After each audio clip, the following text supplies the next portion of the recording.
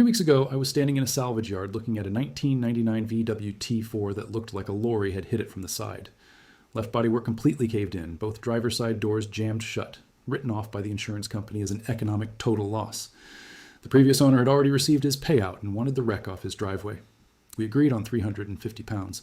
Because what the insurance assessor had not looked at, and what 90% of people walking through that yard would never have noticed, was sitting completely intact under that demolished bonnet.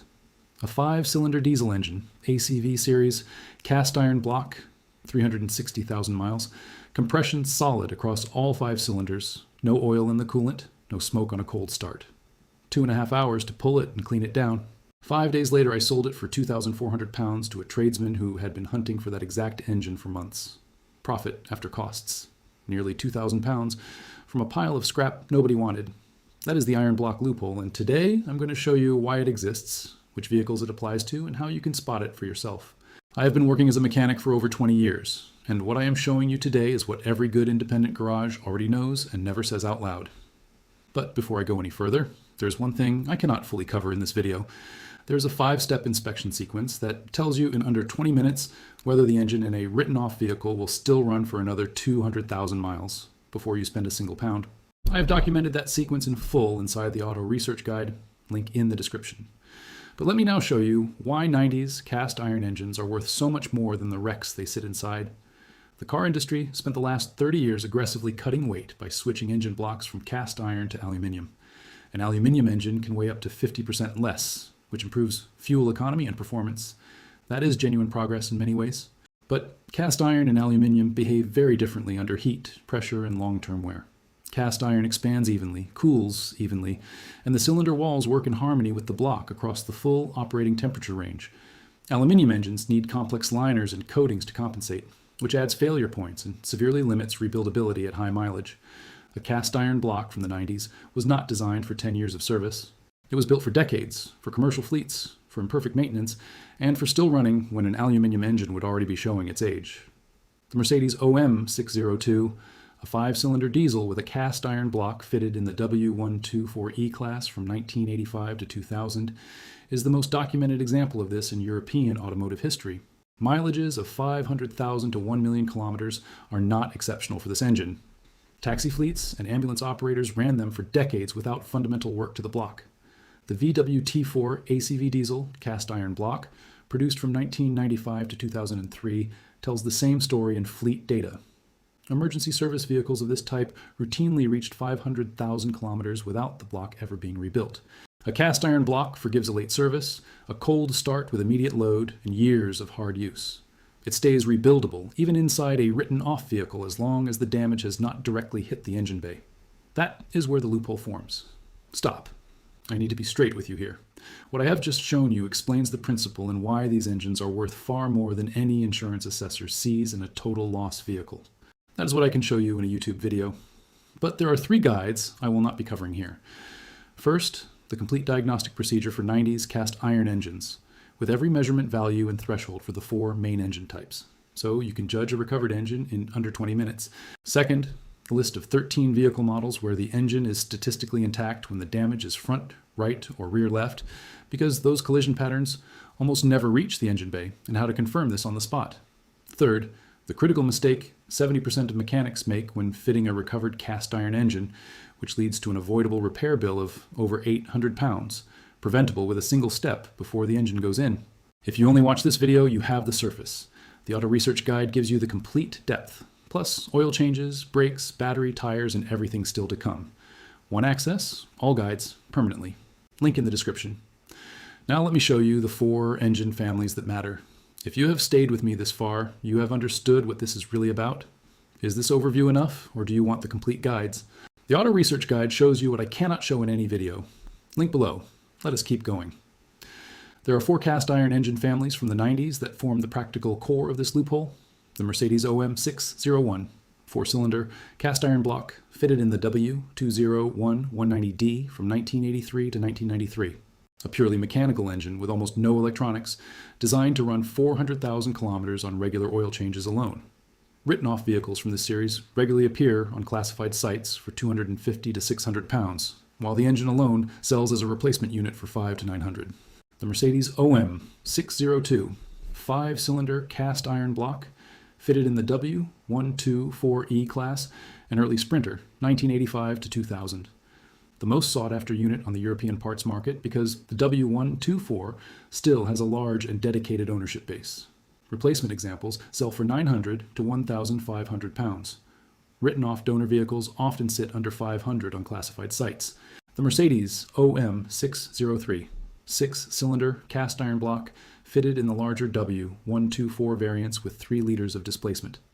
Rarer and more valuable than the OM602, with the widest margins between wreck price and engine value.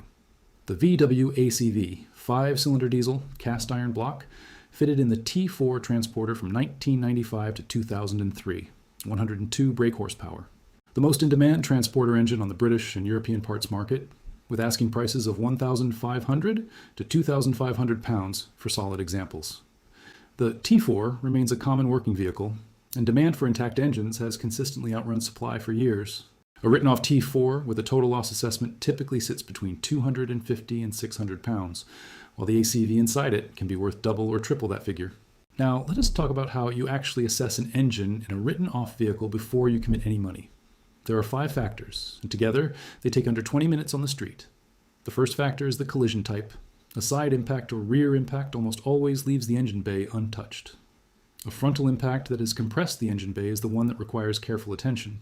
With a front impact, look down from above and ask, is the engine still sitting level in its original position, or has it been pushed sideways or rearward? If the engine has left its mounts after a frontal hit, internal bearing or crankshaft damage may have occurred that is completely invisible from the outside. The second factor is the coolant condition. Open the reservoir and look inside. Clean coolant without an oil film, without foamy texture, and without dark discoloration is a good sign for an intact head gasket. Milky or foamy coolant tells you the head gasket or the head itself has likely suffered, which reduces the engine value, but is not always a deal breaker depending on how low the asking price is. The third factor is the oil condition. Pull the dipstick. Dark, clear motor oil without any white cloudiness and without foam under the filler cap means no coolant has entered the oil circuit, and the engine's fundamental integrity is intact. The fourth factor is the engine mounts. Get under the vehicle and check the mounts as far as you can reach. A cracked or displaced mount means stress was transferred directly to the crankshaft and main bearings during the impact, even if the engine looks clean from above. This does not automatically disqualify a purchase, but it is a clear negotiating lever and a reason for extra caution with the compression test. The fifth factor is a compression test. If the vehicle can be started or you have a portable tester with you, run compression across all cylinders. On these 90s, cast iron engines, all cylinders should return readings that sit close together and fall within the normal range for that specific type. A significantly low reading on one or more cylinders is a clear signal of internal wear or damage that will show up directly in how long that engine runs and whether it is worth the asking price. Now, 3 situations where you should walk away regardless of what the seller tells you. First, the engine has visibly shifted out of position after a frontal impact.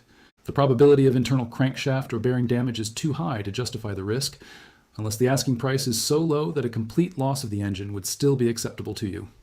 Second, milky coolant combined with oil contamination in the same vehicle. Both symptoms together almost always point to a failed head gasket or a cracked cylinder head, and in most cases the repair cost will come close to or exceed the market value of a recovered engine of this type. Third, visible rust inside the cylinder bores. If the vehicle has been sitting exposed to the weather after a collision for months or years, and water has entered the engine through an open intake or exhaust, the cylinder walls may be damaged to the point where a full rebuild is unavoidable and the economics no longer work.